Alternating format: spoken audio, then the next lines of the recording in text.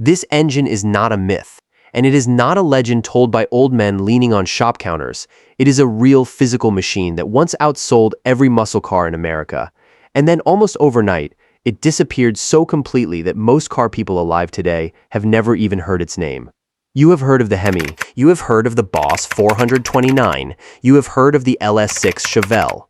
But this engine in its own time moved more units, made more money, and put more American families behind the wheel than any of those legends combined, and yet it is missing from almost every greatest engines list ever published. Why? Because it did not die in a blaze of glory on a drag strip.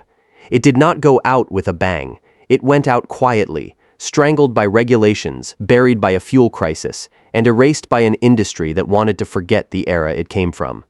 Today, we are going to dig it back up. We are going to trace exactly how this engine was born, how it conquered the market, why it vanished so completely that finding one today feels like finding a ghost, and why the handful that survive are now worth more than some entire classic cars. Stay with me, because by the end of this video, you will understand why the rarest American engine ever built is not the one everybody talks about. It is the one everybody forgot. To understand why this engine mattered, you have to go back to the exact moment in American manufacturing, when horsepower stopped being a hobbyist's obsession and became a mainstream selling point. In the years following the Second World War, American car buyers were flush with cash, hungry for status, and living through the greatest economic expansion the country had ever seen. Detroit's big manufacturers were locked in a horsepower arms race, but that race was mostly happening at the top of the lineup, in halo cars that ordinary families could never actually afford. What the market was missing was an engine that could deliver real, usable power to the everyday buyer, something that could go under the hood of a family sedan, a work truck, or an affordable coupe, and still make the driver feel like they were getting something special. Engineers at the time were wrestling with a basic tension. Big block engines with huge displacement could make big power, but they were heavy, thirsty, and expensive to produce at scale. What the industry needed was a middle path, an engine that used smart design rather than brute size to get the job done. That is exactly the gap this engine was built to fill.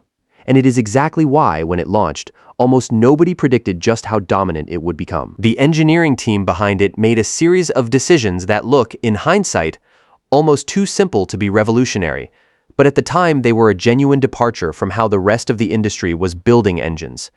Instead of chasing displacement, they focused on efficient combustion chamber design, a lighter overall casting, and a valve train that could rev cleanly without the reliability problems that plagued some of the more exotic high-performance engines of the era. This meant the engine could be produced cheaply enough to go into mainstream trims, not just top-tier performance packages, which instantly gave it a scale advantage that the more famous muscle car engines never had.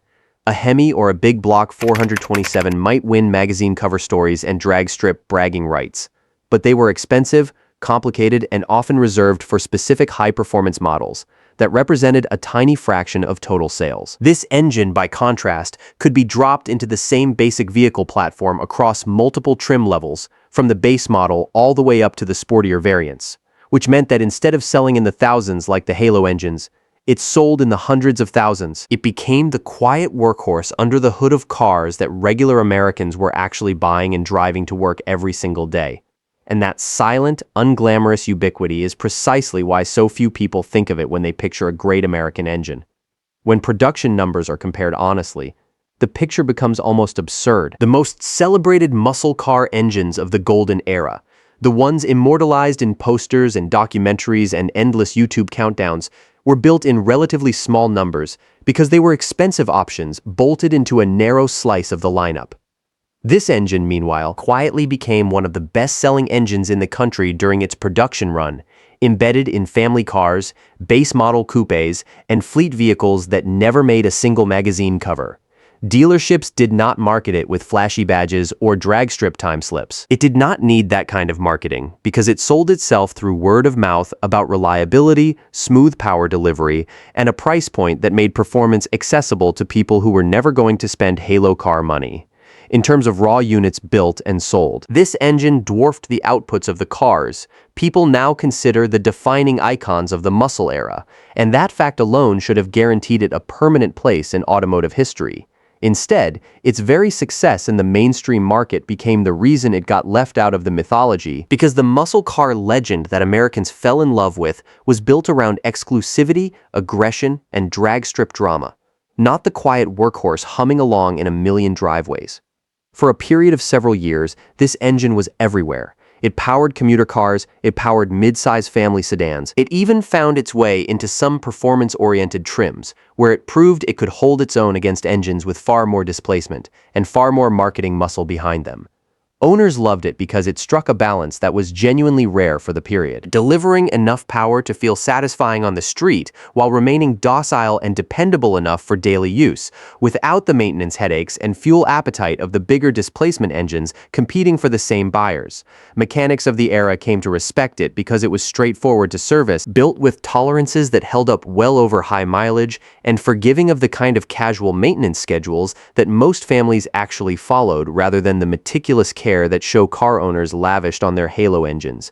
In an honest, apples-to-apples comparison of engines that regular working Americans actually lived with every day, this one consistently came out near the top, and for a few golden years it looked like it might become the defining engine of its generation, not just a footnote buried underneath the more famous names. But then, the ground shifted underneath the entire American auto industry, and it shifted fast. The early 1970s brought a collision of forces that no engineering team could fully outdesign, tightening emissions regulations that fundamentally changed how engines had to be built and tuned, insurance companies raising premiums to punish high-horsepower vehicles, and then the oil crisis that sent fuel prices spiraling, and buyer psychology into a full reversal almost overnight. Practically every performance engine built in America during this period got hit by this perfect storm, but this particular engine took a harder blow than most, precisely because its success had been built on mainstream volume rather than a niche Halo car following.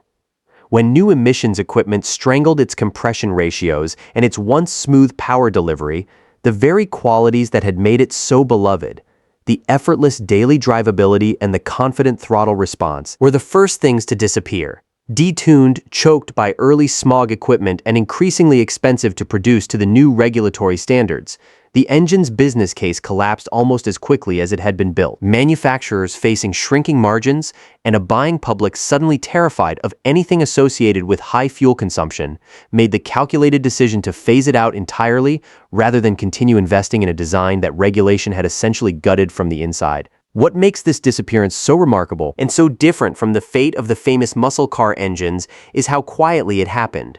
The Hemi's discontinuation was treated almost like the end of an era, mourned in car magazines and remembered in retrospectives for decades afterward because it had been marketed as an icon from day one. This engine, having never been marketed as an icon, simply stopped appearing in brochures one model year, with barely a mention in the contemporary press. There was no farewell tour, no special edition send-off, no magazine cover marking its passing. One year it was under millions of hoods across the country, and the next it was gone, replaced by smaller, more emissions-friendly designs that traded character for compliance. The factories that tooled up to produce it either retooled for the new generation of engines, or shut down that particular line altogether, and the specialized tooling and part-specific knowledge required to build it evaporated along with the production run. Within a remarkably short window, an engine that had once been one of the most common power plants in America became something that essentially stopped existing in any meaningful commercial sense, still technically present in millions of aging vehicles on the road, but no longer being produced, no longer being supported with new parts runs, and no longer part of the industry's forward-looking conversation. This is where the story takes its cruelest turn, because the very ubiquity that once made this engine an underappreciated hero became the mechanism of its erasure, because it had been installed in ordinary, unglamorous family cars rather than collectible Halo models. Almost none of the vehicles that carried it were considered worth preserving once they aged out of daily use. While muscle car engines were being lovingly extracted from dying donor cars and stockpiled by collectors who understood their future value, the family sedans and base model coupes carrying this engine were, by the tens of thousands, simply driven into the ground, wrecked, or sent straight to the crusher with barely a second thought.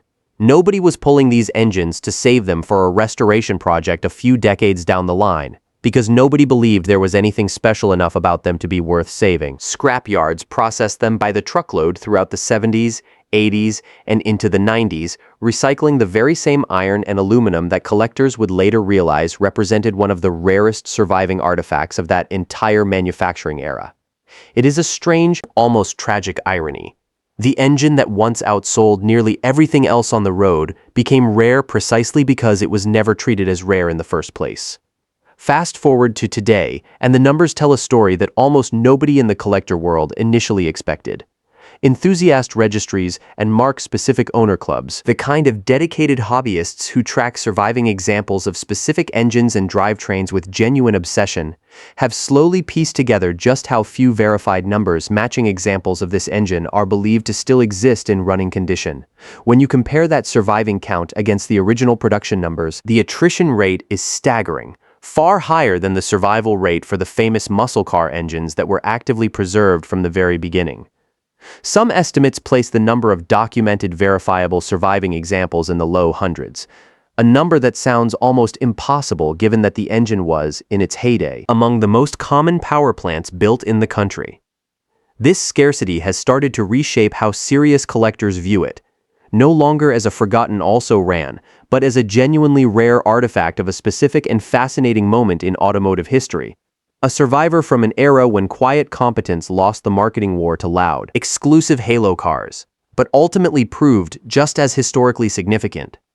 That shift in perception has had real consequences in the market, where a decade or two ago these engines and the increasingly rare vehicles that still carry them were treated as forgotten curiosities barely worth restoring. Today they are quietly commanding prices from a small but growing circle of collectors who understand exactly what they represent. Auction results for verified original examples have climbed steadily, as word has spread through specialist forums and mark clubs, with knowledgeable buyers recognizing that an engine which was once genuinely common is now, by simple accident of history and neglect, rarer than some of the halo engines that command far bigger headlines. Parts specific to this engine, once considered so unremarkable that reproduction companies never bothered tooling up to remanufacture them, have become genuinely difficult to source, driving up restoration costs for anyone trying to bring a surviving example back to factory specification.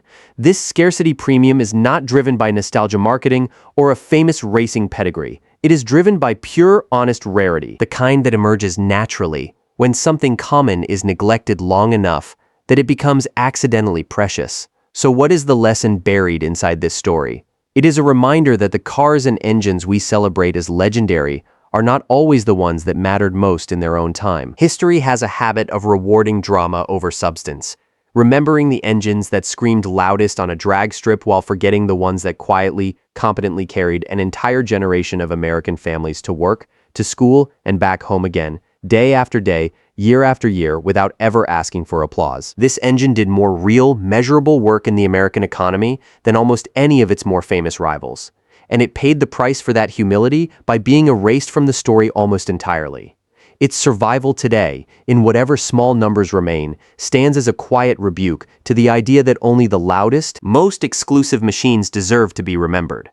Sometimes the rarest engine in American history is not the one that was built to be special. It is the one that was so good at being ordinary that everyone forgot to save it. If this story of forgotten American engineering resonated with you, stay subscribed, because there are more of these hidden histories waiting to be uncovered. And the next one might surprise you even more than this.